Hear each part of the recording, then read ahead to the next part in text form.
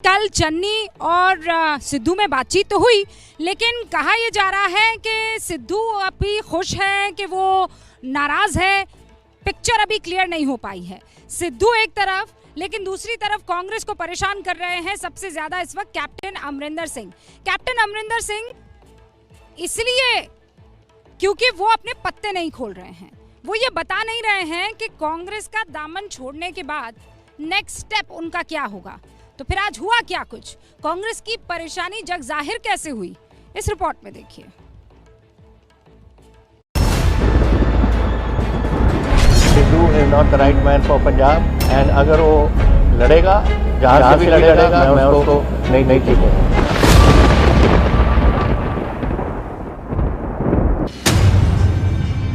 Captain की इस भीष्म प्रतिज्ञा ने पंजाब से लेकर दिल्ली तक कांग्रेस की नींद उड़ा दी।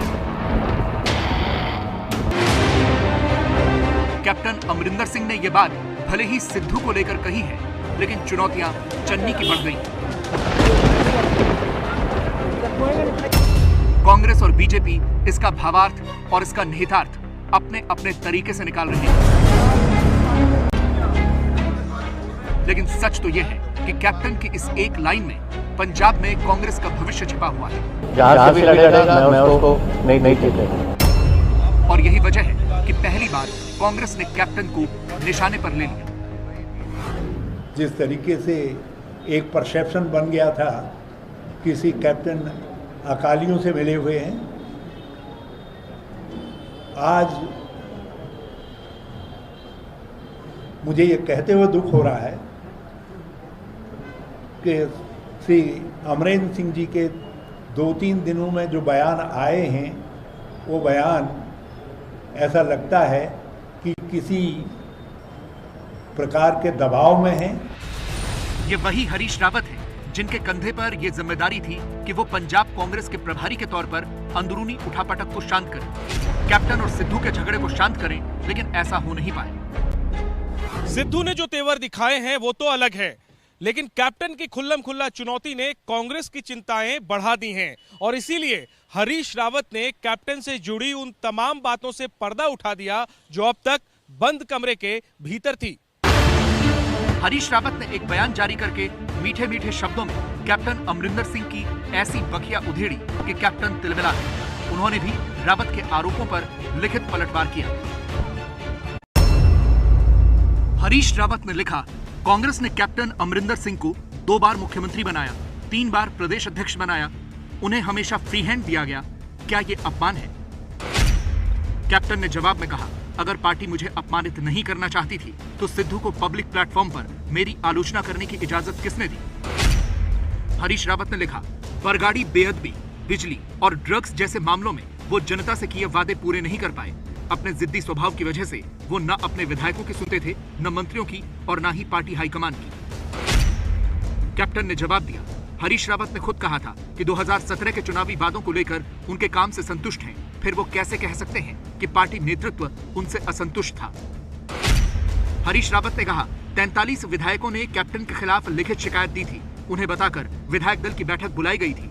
मीटिंग में सभी ने उन्हें शुक्रिया कहा था, फिर अपमान कैसा हुआ? कैप्टन ने जवाब दिया, इस्तीफे से 3 हफ्ते पहले मैंने सोनिया गांधी को इस्तीफा भेज दिया था। उन्होंने कहा था कि आप मुख्यमंत्री बने रहिए। विधायक दल की बैठक से कुछ घंटे पहले मुझ पर इस्तीफे का दबाव बनाया गया। क्या वो अपमान नहीं है?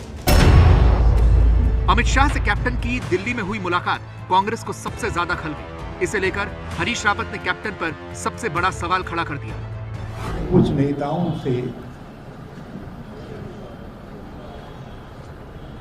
जो उनकी नजदीकी है, वो उनके जीवन भर की पूंजी सेकुलर क्रेडेंशियल को पर प्रश्न चिन्ह खड़ा करती है। इधर कैप्टन और हरीश रावत में जुबानी जंग चल रही थी, तो उधर पंजाब के मुख्यमंत्री चरणजीत सिंह चन्नी दिल्ली में प्रधानमंत्री नरेंद्र मोदी से मिल रहे थे। चन्नी मुख्यमंत्री बनने के बाद पहली बार पीएम मोदी से मिलने पहुंचे थे। उन्होंने पीएम मोदी को स्वर्ण मंदिर का एक मोमेंटो भी भेंट किया। बाहर निकले तो बताया कि पीएम मोदी से 3 मुद्दों पर बात की। धान की फसल की खरीद जल्द हो, किसान आंदोलन का हल निकाला जाए और करतारपुर कॉरिडोर फिर से खोला जाए। चन्नी ने पत्रकारों के सामने सब कुछ बताया, लेकिन असली मुद्दे पर चन्नी ने चुप्पी साध ली। सिद्धू को लेकर उनसे सवाल पूछा गया तो सुनिए उन्होंने क्या कहा। नवजोत सिंह सिद्धू का मसला अभी चल रहा है, वो मसला सुलझ गया? यार मुझे एक बात बताओ, कौन सी इंटेलिजेंस है कि आपको मेरे से पहले पता चल गया कि 40 मिनट बात हुई है? क्या पत्रकारिता ऐसी ही होनी चाहिए। वैसे we are proud of you. Press है जो देश की, उस पर सब कुछ डिपेंड करता है।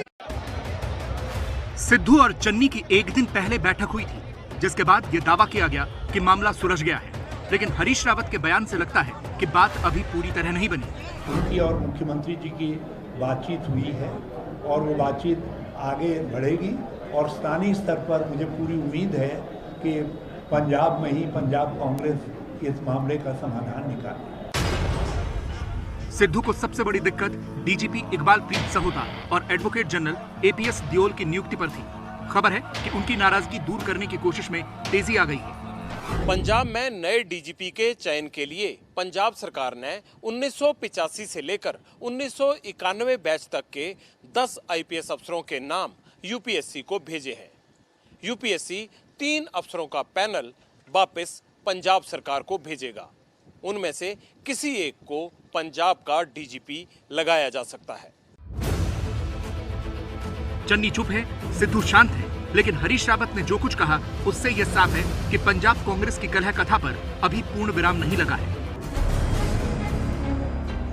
उधर कैप्टन के तेवर धीरे धीरे और तल्ख होते जा रहे हैं। जाहिर है पंजाब में 2022 का चुनाव कांग्रेस के लिए कठिन होता जा रहा है।